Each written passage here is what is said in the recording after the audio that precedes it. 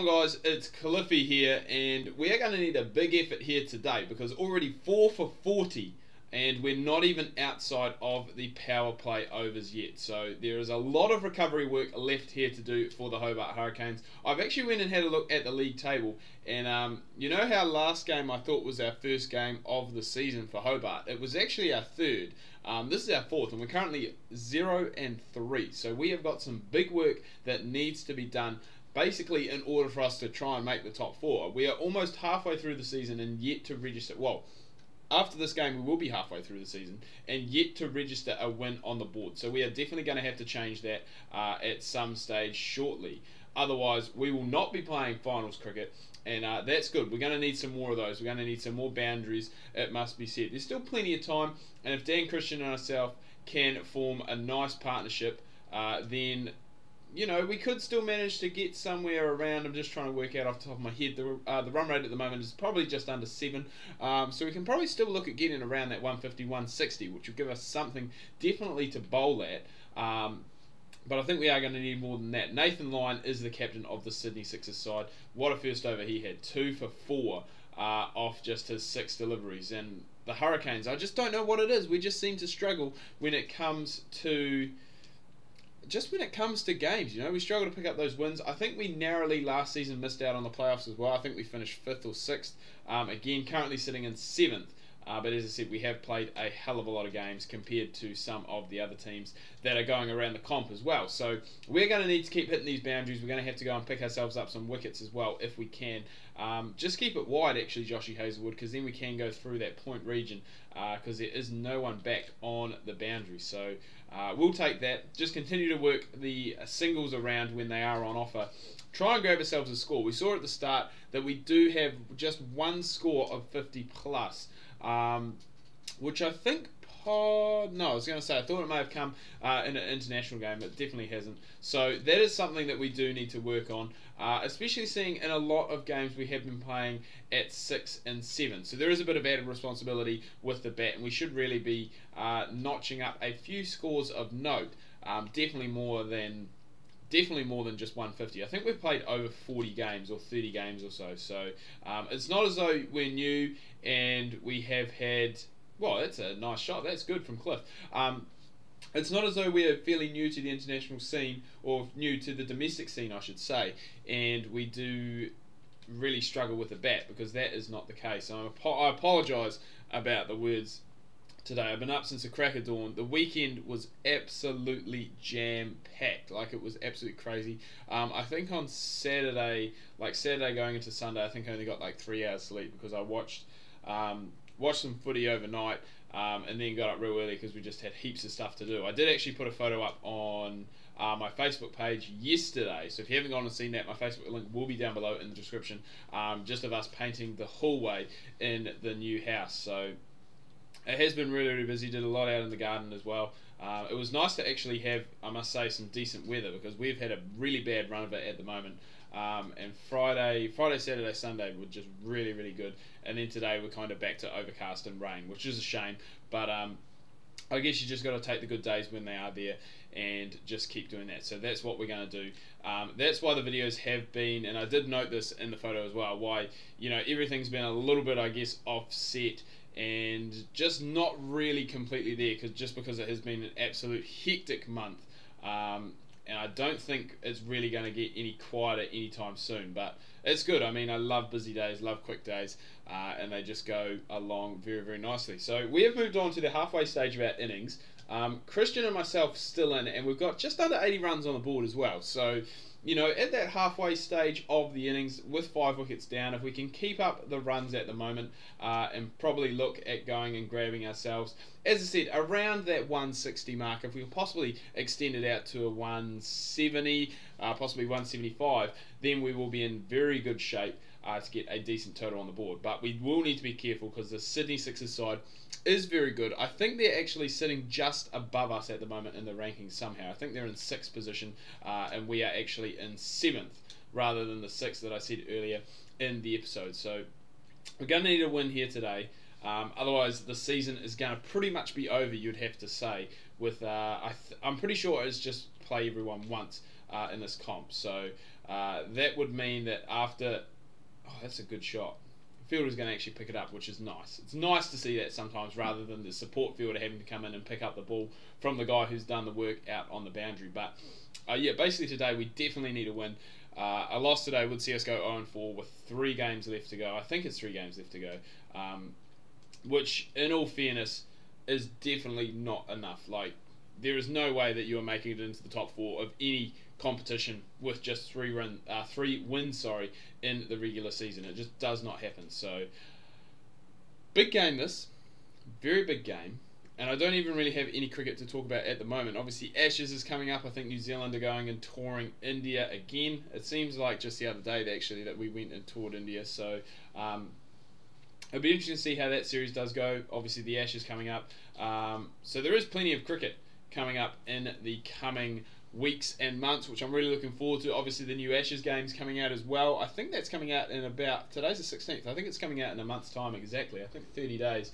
And that game will be on shelves. So, Shawnee Tate coming in now, and as we can see down the bottom there, the current run rate is going to get us to just below 150, which I'm fairly happy with.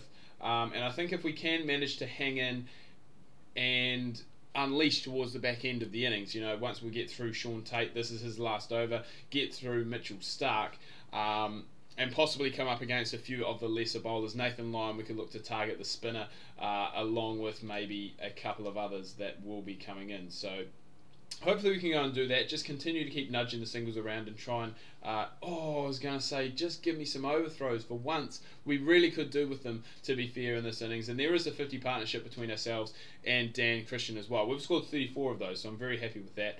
Hazelwood coming in for his last over too. So it's going to be very interesting to see what the Sixers do go with at the back end of the innings here, because they are using up a lot of their strike bowlers early.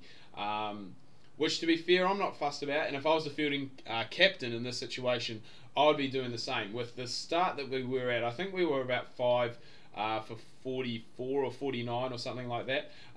You know, you've got to bring your strike bowlers in and look to just try and wrap things up then and there, rather than going and trying to eke the game out the whole 20 overs, which, I mean, to our credit, is what we are doing. We haven't really gone and taken any risks. We haven't played any aerial shots. Same can't be said for Dan Christian, because we haven't seen him bat. But we've moved along quite nicely. 37 off just 23 deliveries. And this is a very, as I said, a very sensible knock. We haven't been taking those silly singles as well, where we hit them straight to the field and you're like, you know what, we're going to take off and try and grab ourselves a run here. No point in doing that. And on Reeks coming in now. So as I said, this is possibly, you know, one of the guys that we can go and take on, a slightly lesser bowler than the others. So that's good. I dragged that to the leg side. I was trying to play it through the offside, because there isn't really anyone down the ground straight for Moises here at the moment. So I know the Australian one-day competition is going on at the moment as well. So, oh God, what was that?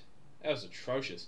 And I think actually between last night, New South Wales and Victoria, I think the game was actually abandoned for some reason. I'm not sure weather-wise or what, but 5 overs left to go here now. Ben Dorshus coming in for the first time in the innings, the left armour. So again, this is a guy potentially that we can target now that Mitchell Starc and all the rest of the boys are done and dusted with their spell. So I think Starc may actually have a couple more. I think Hazelwood is done, and I know Shaun Tate is definitely done. So probably look to go and get to our 50 here. Actually, no, Mitchell Starc's got one more, so he's bowling his last here.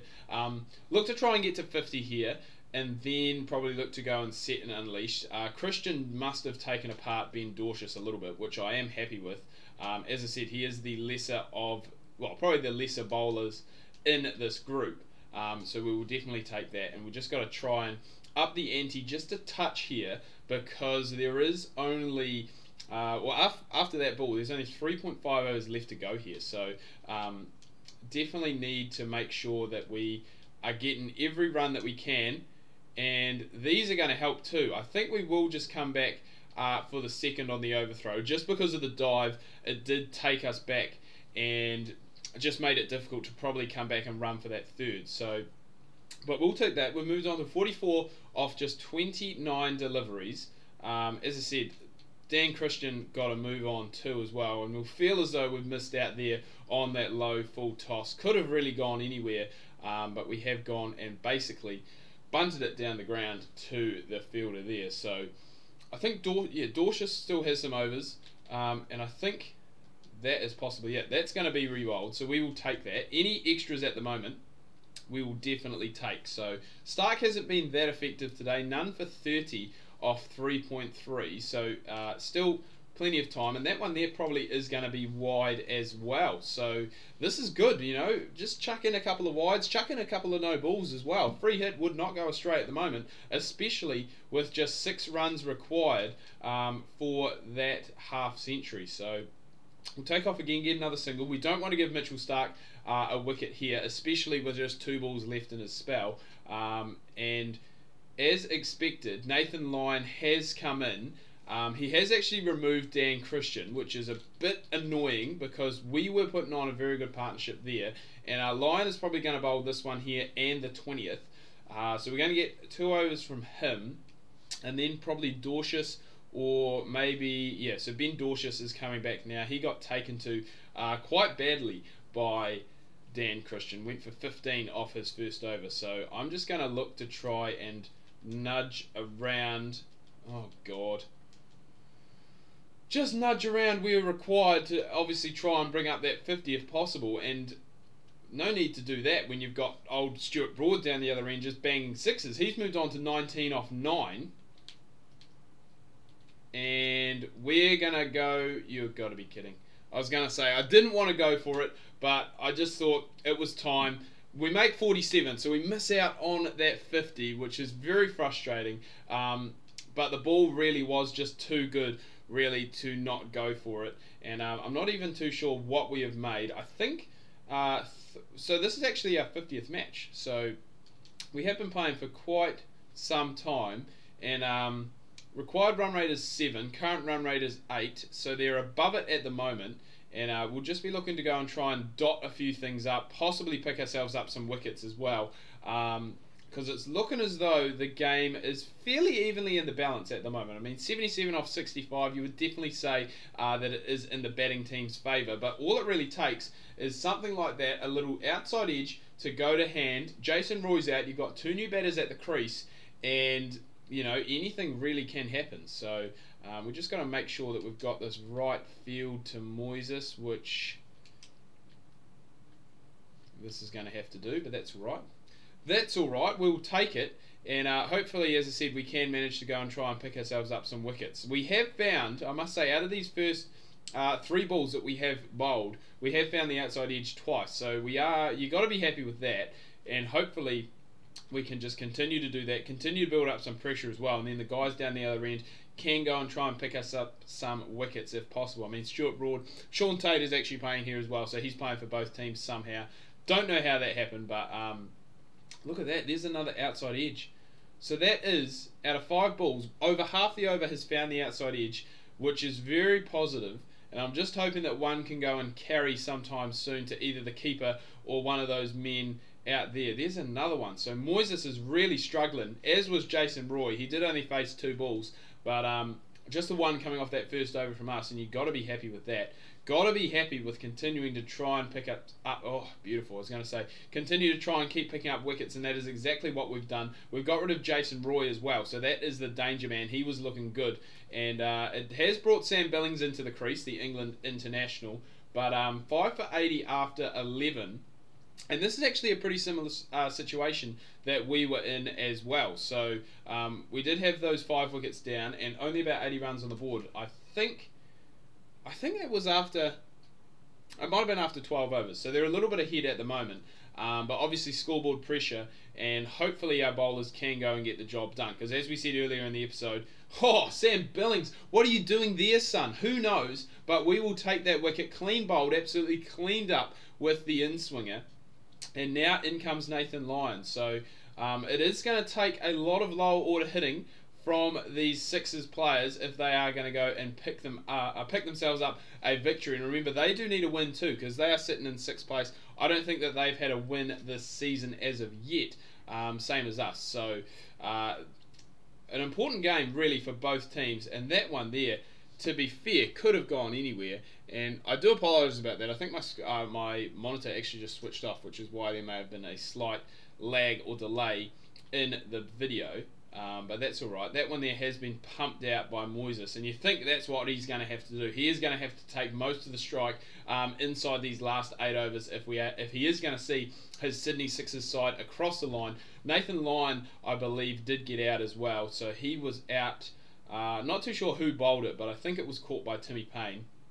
So we'll definitely take that.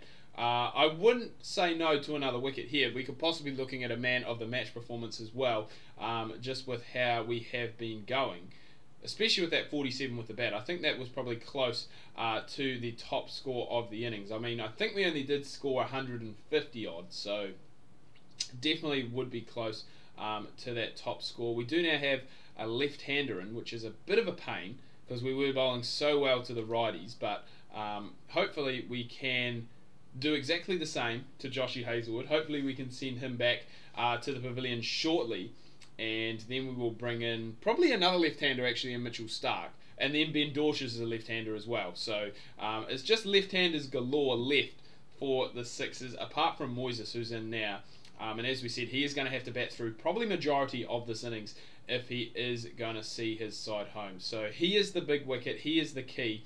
If we can pick him up, then we will be doing very well. Another outside edge, my God. He's faced 11 deliveries, I swear, out of those. He did hit that one nice 4, but then the rest almost have not come out of the middle. They've come off the edge and just haven't really had enough power to go and carry through to any of those men, I guess, behind the wicket or square of the wicket. So it's another good over, just the 2 coming off it. We've got 1 over left to go, and I would really like to pick up Moises if we could, just to, I guess, continue on, because it is looking, to be fair, it is looking pretty close here at the moment. 4 overs left to go. The required run rate is 9.25, which is definitely up there.